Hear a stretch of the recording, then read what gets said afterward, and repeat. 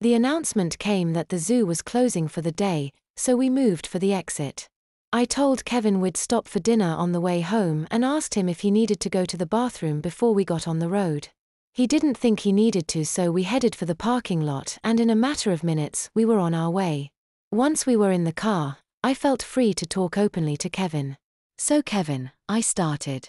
"So Carrie," he replied in an almost perfect imitation of my voice. "Wise guy. I didn't know that you did impressions." "I don't," he said. "You sound like a little boy," he laughed. "Or you sound like a girl," I said back. "Ouch. Tuche," he said with a laugh.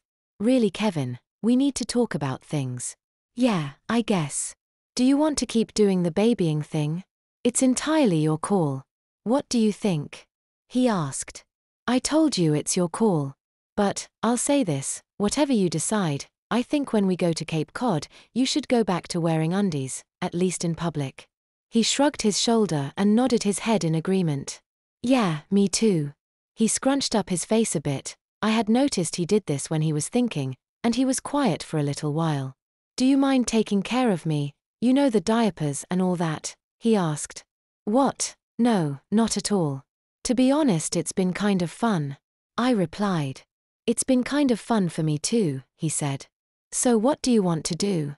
We could keep using the diapers, or we could have you wear pull-ups, or we could bag the whole thing." He was quiet for a few moments and then I said, "You want to keep wearing the Pampers, don't you?" He had a couple of tears running down his face, and he nodded his head up and down. "Okay, then. Pampers it is." "Thank you," he said softly. "I really like the way you take care of me. I always wanted a big sister." I smiled over at him and said, "You're the best baby brother I ever had." I should point out that Mikey, my younger brother, is only 4 years younger than I am, and I never thought of him as a baby brother. He was more of a playmate growing up. Of course he did need nighttime protection until he was 12, but I never thought of him as being a baby because of it. After we were on the road for about an hour, I said, "We should think about getting dinner."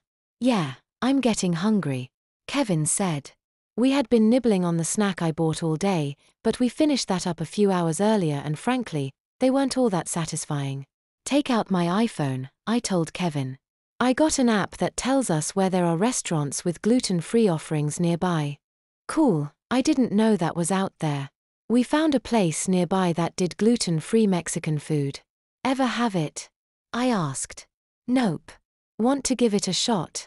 "Only live once," I said, and we headed of the parkway for the restaurant.